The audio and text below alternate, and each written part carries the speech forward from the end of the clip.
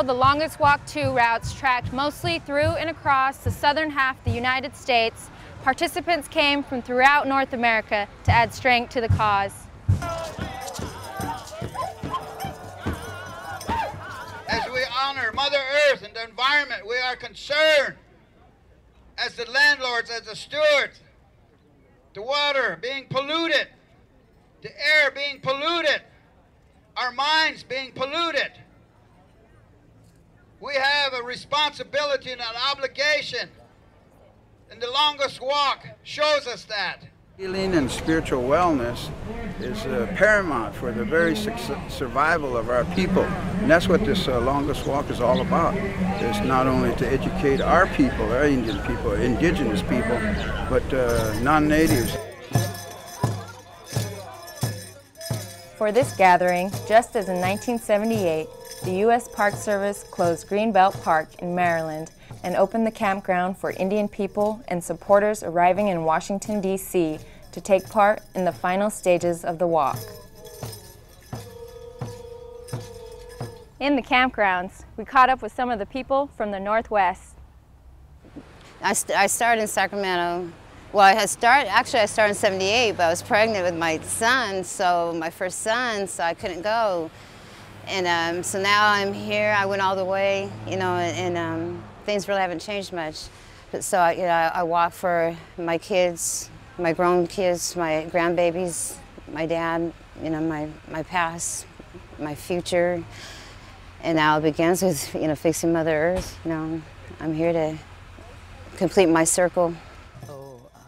The Longest Walk 2 had special meaning for Puyallup Tribal Councilwoman Nancy Shippentauer Games. Her family participated in the original Longest Walk in 1978. To rejoin the event in 2008 with her brother was a nostalgic 30-year anniversary reunion.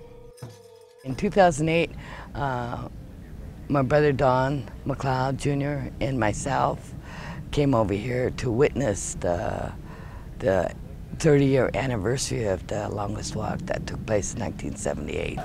Came over here to visit our Uncle Dennis Banks and a lot of people that are here that we've seen 30 years ago.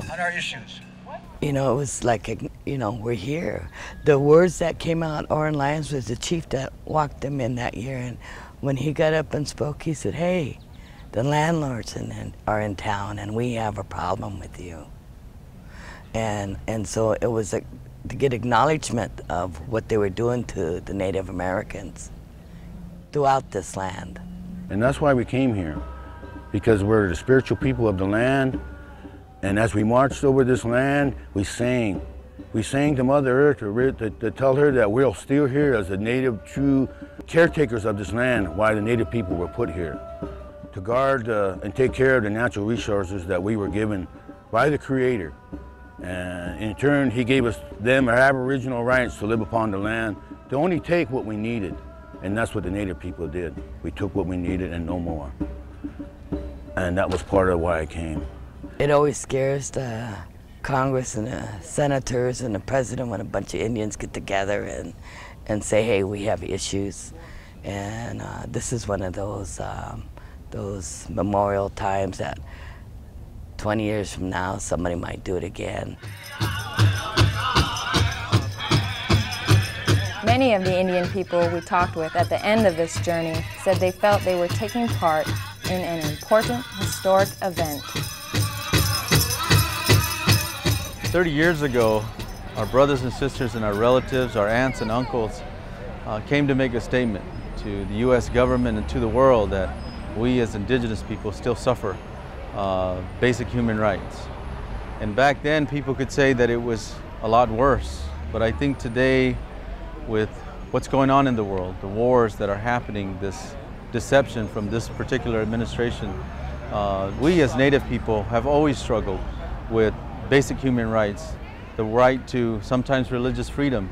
If we have an area that is desecrated, why is that allowed to happen? We are a small voice, and we come here to make a big voice and make a big noise. And so the significance of that is that we're showing people of the world and showing our children that this is important. As Native people, we are no different from anybody else. We deserve the same rights, the same human rights. For Northwest Indian News, I'm Mystique Hurtado, reporting from Washington, D.C.